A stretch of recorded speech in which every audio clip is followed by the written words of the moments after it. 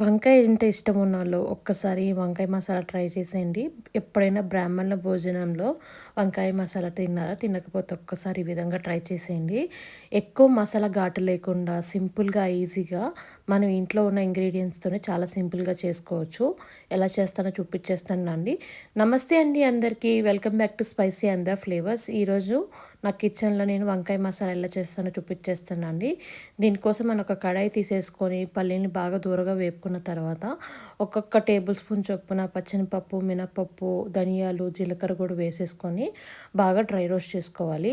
దీన్ని బాగా dry roast చేసుకుంటేనే మనకి మసాలా టేస్ట్ అనేది చాలా బాగుంటుంది. మసాలా అనేది దీని నుంచే వస్తుంది కాబట్టి దీన్ని ఎంత డ్రై రోస్ట్ చేసుకుంటే అంత టేస్ట్ బాగుంటుంది. ఇలా చూపించిన విధంగా బాగా డ్రై రోస్ట్ చేసుకొని పక్కన పెట్టేసుకోవాలి. బాగా చల్లారిన తర్వాత మసాలా పేస్ట్ పెట్టుకుందాము. తర్వాత మనం అదే కడాయిలో ఆయిల్ వేసేసుకొని బాగా వేడి చేసుకున్న తర్వాత నేను ఈ రకమైన వంకాయల్ని తీసుకున్నాను. ఈ వంకాయల్ని మనం 4 పక్కల కట్ చేసుకొని దాంట్లో తగినంత సాల్ట్ కూడా వేసేసుకొని ఇలా చూపించిన విధంగా బాగా కలుపుకోవాలి. పైకి కిందకి కలుపుకుంటూ వంకాయల్ని బాగా ఫ్రై చేసుకోవాలి. దీనికోసం మనం ఒక ప్లేట్ పెట్టేసుకొని వాటర్ వేసేసుకొని ఆవిరి పైన వంకాయల్ని బాగా ఫ్రై చేసుకోవాలి. వంకాయలు ఇలా ఫ్రై చేసుకుంటేనే మనకి వంకాయలు అనేది తొందరగా ఫ్రై అయిపోతుంది. ఎక్కువ ఆయిల్ లేకుండా మనం ఇలా ఫ్రై చేసుకోవాలన్నప్పుడు ఇలా ఫ్రై చేసుకోవచ్చు.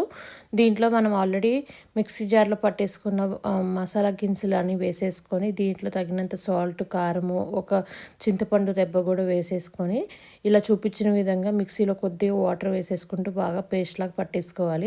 తర్వాత మధ్య మధ్యలో మూత తీస్తూ వంకాయలని ఇలా చూసుకుంటూ బాగా ఫ్రై చేసుకున్న తర్వాత వంకాయలని ఇలా ఒక్కొక్కటిగా తీసేసుకోవాలి. ఆయిల్లో నుంచి పక్కన తీసేసుకొని తర్వాత అదే ఆయిల్లో ఆవాలు, జీలకర్ర, కొద్దిగా ఇంగువ వేసేసుకొని మొత్తం కలుపుకున్న తర్వాత మనం పొడుగ్గా చీరుకున్న ఉల్లిపాయలు, 2 పెద్ద ఉల్లిపాయలు నేను కట్ చేసుకుని వేసుకున్నాను. అది కూడా వేసేసుకొని పచ్చిమిర్చిని ఘాట్లు పెట్టేసుకుని వేసుకున్నాను. అది కూడా వేసేసుకున్న తర్వాత అల్లం వెల్లుల్లి పేస్ట్ కూడా వేసేసుకొని పచ్చి వాసన పోయేంత వరకు బాగా ఫ్రై చేసుకోవాలి. దీంట్లో తగినంత పసుపు కూడా వేసేసుకొని తర్వాత మనం దీంట్లో ఆల్రెడీ మనం ఫ్రై చేసుకుని పక్కన పెట్టుకున్న వంకాయ ముక్కల్ని మసాలా పేస్ట్ మనం రుబ్బి పెట్టుకున్న దాన్ని ఒక్కొక్కటిగా ఇలా వేసేసుకొని వంకాయలోకి స్టఫ్ చేసుకోవాలి. ఇలా స్టఫ్ చేసుకున్న తర్వాత మనం ఒక్కొక్క వంకాయని ఇలా ఆయిల్లో ప్లేస్ చేసుకోవాలి.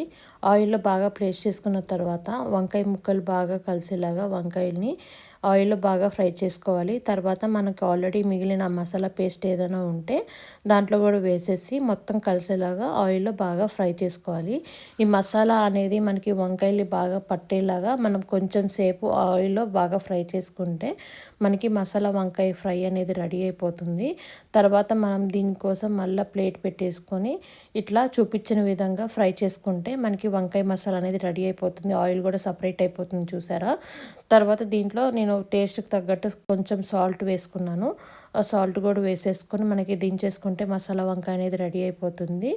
మనకి వద్దు అనుకుంటే కొంచెం అల్లం వెల్లుల్లి పేస్ట్ లేకుండా చేసుకోవాలనుకున్నా చేసుకోవచ్చు. చాలా బాగుంటుంది. ఒకసారి ట్రై చేయండి. నచ్చితే లైక్, షేర్ అండ్ సబ్స్క్రైబ్ చేసుకోండి. Thank you.